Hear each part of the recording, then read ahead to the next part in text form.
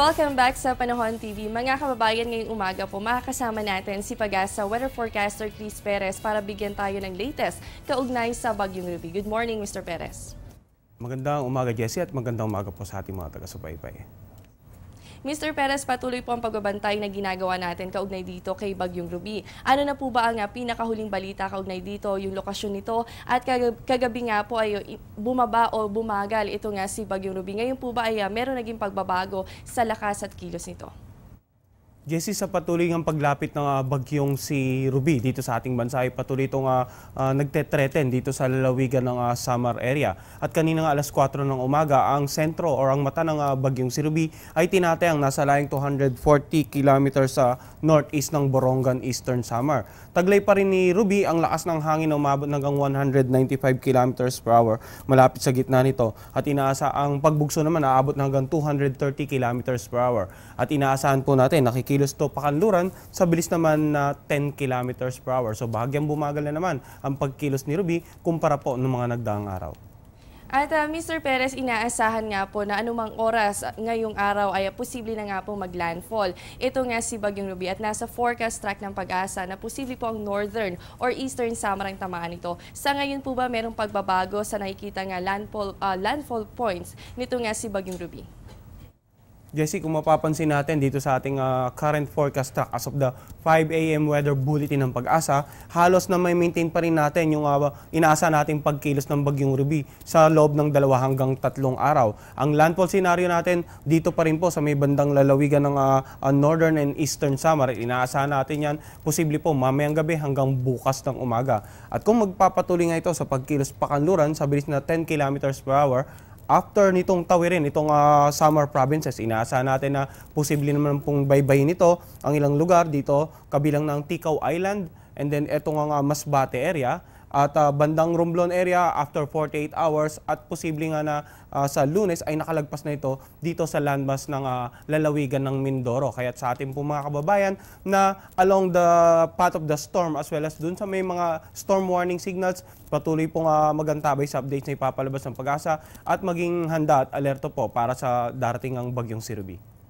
Ulitin lamang po natin mga kababayan, ngayong gabi o kaya naman bukas ng umaga ay posible na nga po nga maglandfall. Ito nga si Bagyong Ruby at parehas pa rin po nakikita natin na landfall points. Nito nga si Bagyong Ruby, posible po yan sa northern o kaya naman ay sa eastern Samar. Kaya po sa mga kababayan natin dyan, importante ang patuloy na pagmumonitor sa lagay ng panahon dito pa rin syempre sa Panahon TV. At Mr. Perez, simula po kahapon, mabagal ang naging pagkilos. Nito nga si Bagyong Ruby na nasa 13 kilometers per hour lamang. At ngayon nga po banggit nyo na mas bubagal pa ito sa 10 kilometers per hour. Ano po ba ang peligrong maaaring dulot nito bukod po sa malakas na hangin na dala ng Bagyong Ruby? Well, Jessie, makikita natin, yung unang-una, ipapakita muna natin ano ba yung naging rason kung bakit bahagyan na namang bumagal ang Bagyong si Ruby habang papalapit ito sa ating bansa. Makikita natin dito na may dalawang ridge ng high pressure area na posibleng ang maapekto sa pagkilos ng Bagyong si Ruby habang papalapit na ating bansa. Nitong mga nagdaang araw, ang ridge ng high pressure area northeast ng Bagyong si Ruby, itong mas malaki ang impluensya sa pagkilos nito. Subalit mapapansin natin na dahan-dahan pong humina ang impluensya nito. At sa mga darating na araw, ang ridge ng high pressure area naman na nandito sa northwest part ng bagyo ay dahan-dahan mag-extend. At ito nga ay rason kung bakit tatawid itong Bagyong si Ruby sa kalupaan ng ating bansa. Mas malaki ang tsansa kesa po sa kumilos na palayo ng ating bansa. At ano bang maaaring implikasyon nito sa mabagal na pagkilos nito in terms of weather at saka sa mga hazards na associated with Typhoon Ruby? Sa mabagal na pagkilos nito, yung dala po nitong ulan, asahan po natin na posibleng mas marami yung bumagsak sa ilang areas dito sa Kabisayaan and portions of southern Luzon as well as northern Mindanao dahil nga mas mabagal po ang pagkilos. At ganun din, kung mas magiging mabagal ito, asahan natin na mas matagal na mararanasan nating mga kababayan dito sa gitnang bahagi ng ating bansa yung epekto ng lakas ng hangin ito. Posibleng mas maraming damages in terms of sa mga moderate, weak to moderate structures at ganun din po sa sa ilang mga pananim at yun nga, yung mga kabahayan na yari sa mga nipa. Kaya yung payo natin sa ating mga kababayan, bukod po sa maging alerto sa mga posibleng pagbaha at pagguho ng lupa, dulot nga ng paparating na bagyong si Ruby, ay maging alerto pa rin po dun sa mga storm surge naman, lalong-lalo na dito sa coastal areas ng Eastern Visayas na maaaring may dulot nga ng paparating na bagyong si Ruby.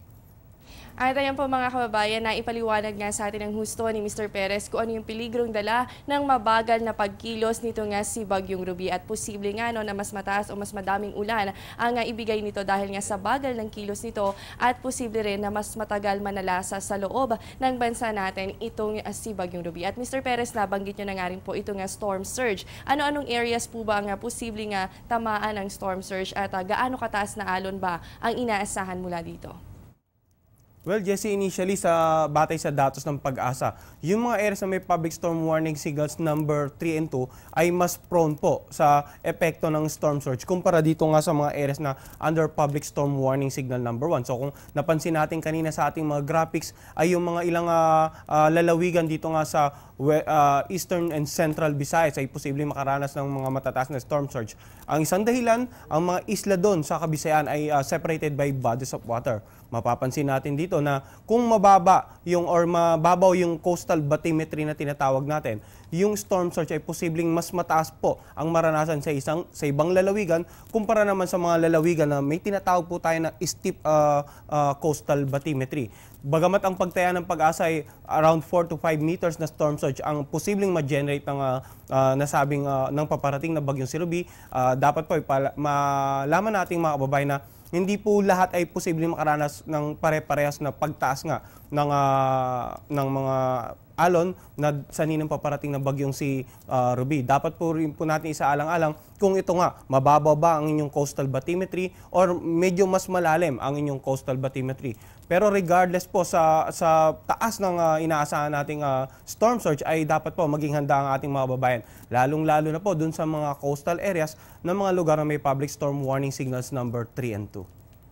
At marami nga po sa mga kababayan natin dito sa Visayas areas ang residente nito nga mga coastal areas, no? At posible nga po kayo maapektuhan ng storm surge. Kaya naman paalala namin dito kung maaari magsilikas na po kayo para maiwasan natin ang peligrong dala ng storm surge na posible nga po umabot sa 4 to 5 meters yung taas ng alon. At Mr. Perez, sabi nyo nga po, no, mas mataas ang posibilidad ng storm surge occurrences sa mga lugar na meron nga signal number 2 and 3. Ngayon po ba saan nakataas ang ating public storm warning signals? Jesse, base na rin dito sa latest weather bulletin na ipinalabas ng Pag-asa ngayong alas 5 ng umaga, ay nakataas pa rin po ang public storm warning signal number 3 dito sa mga lalawigan ng Samar, Northern Samar, Eastern Samar at sa Samar. Asahan po natin itong mga nabanggit nating lalawigan makakaranas ng masungit na panahon at maalon hanggang sa napakaalong karagatan. Public storm signal number 2 naman ang nakataas sa lalawigan ng Catanduanes, Albay, Sorsogon, Masbate, Ticao Island, and sa may bandang Biliran, Leyte, Southern Leyte, Northern Cebu, Cebu City, Bantayan Island, Camotes Island, at sa may bandang Mindanao naman po ay sa Dinagat Province. Ito rin po mga nabanggit nating lalawigan, makakaranas din po ng masungit na panahon, maalon hanggang sa napakaalong karagatan.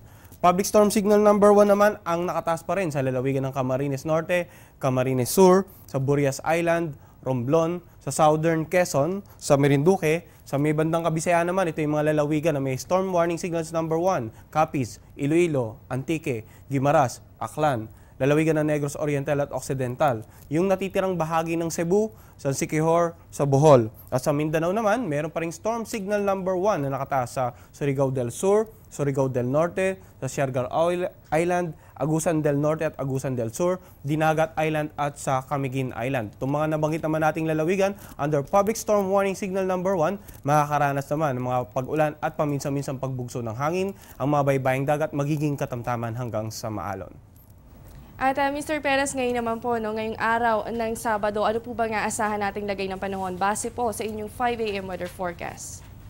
Well, kung napansin nga natin kanina, yung automatic po, yung may mga public storm warning signals number 3 and 2, masungit na panahon, maalon hanggang sa napakaalong mga karagatan, habang yung mga areas under public storm warning signal number 1 naman, mga pag-ulan at paminsan-minsan pagbugso ng hangin. Mapapansin naman natin dahil sa malawak na kaulapan na dala nitong bagyong si Ruby at pinagsama na rin dyan yung epekto ng hanging amihan, yung Metro Manila at yung natitirang bahagi po ng ating bansa, asahan natin magiging maulap subalit mahina lamang hanggang sa tamtamang mga pag-ulan o pagkidlat at pagkulog ang mararanasan sa araw na ito.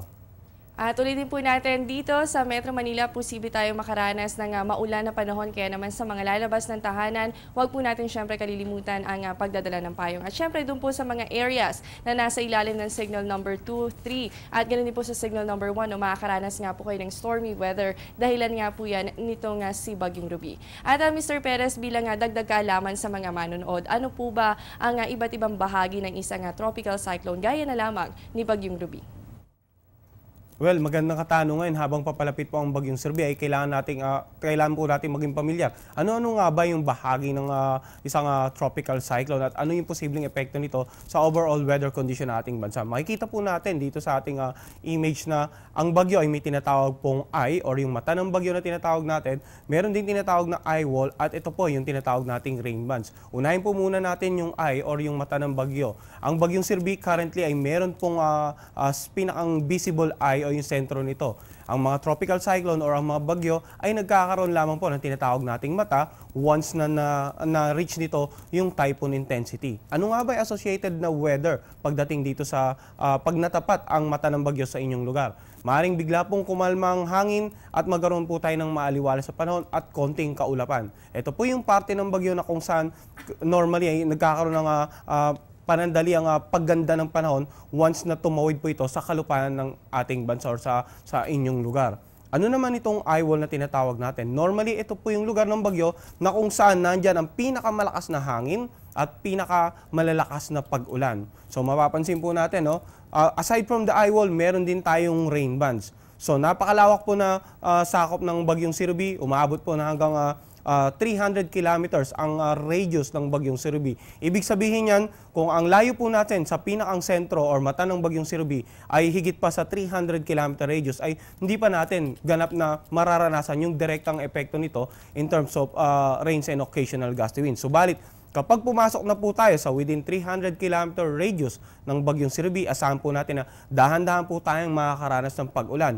At habang kumikilos nga ang sentro ng bagyong Ruby parating sa ating lugar, posible po na mas maraming paulan. Makikita natin dito yung rain bands nag-i-increase papalapit sa sentro. Bago po mag-sentro, ito na po yung area na pinakamalalakas ang hangin at maraming pag-ulan. Bahagyang mag-i-improve ang ating weather, gagandang panahon pag tumawid na ang mata ng bagyong Ruby sa ating lugar. And yung second half naman po ng bagyo or yung half semicircle nito ang dadaan sa ating lugar, magiging masungit na naman ang panahon. So, kating mga kababayan minsan nagtataka, ba't biglang gumagandang panahon? Yun nga po, possible na dumaan sa inyong lugar ang mata ng bagyo pero it doesn't necessarily mean na wala na pong kasunod na masungit na panahon. Hanggat nandito po yung bagyo at napakalawak ng sakop nga nitong bagyong Ruby ay dapat maging alerto tayo at as much as possible, stay indoors at sa mga areas of higher grounds para maiwasan yung mga pagbaha or yung mga peligro na dulot po ng malalakas na pag-ulan as well as yung malalakas na hangin na dala nga ng bagyong Ruby. So isa nga po magandang trivia yan para sa mga kababayan natin, lalo na dun sa posibleng areas na tamaan nga nito si Bagyong Ruby. So paghandaan po natin ang patuloy na paglapit nito si Bagyong Ruby sa ating landmass. At Mr. Perez, bilang panghuling katanungan na lang po, dahil mamaya ay nasa full moon phase itong buwan natin, meron po ba itong epekto sa ating weather o kaya naman sa antas ng tubig sa ating karagatan o kaya naman sa mga storm surges na posible nga po makaapekto sa mga critical areas natin?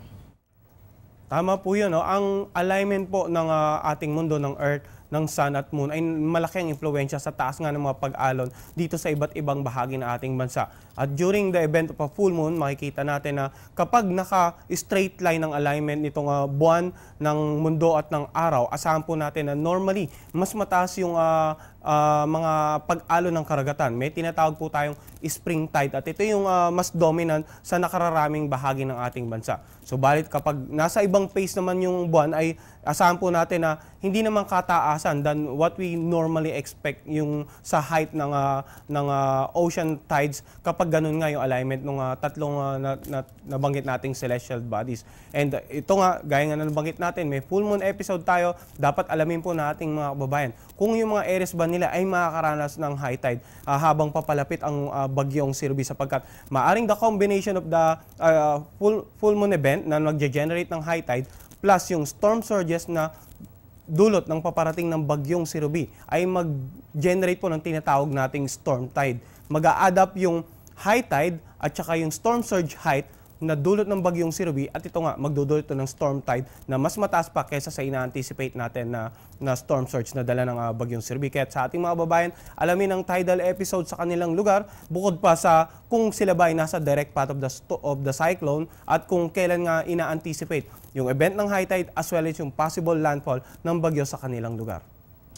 So, ayan po mga kababayan, maraming salamat Mr. Chris Perez, kaugnay nga po dito sa latest. Kaugnay dito kay Bagyong Ruby, kaya po sa mga kababayan natin, patuloy pong monitoring na gawin natin tungkol sa mga weather updates. At syempre, samahan niyo po kami dito sa Panahon TV kasama ang Pag-asa. Huwag po kayong alis at magbabalik pa ang Panahon TV.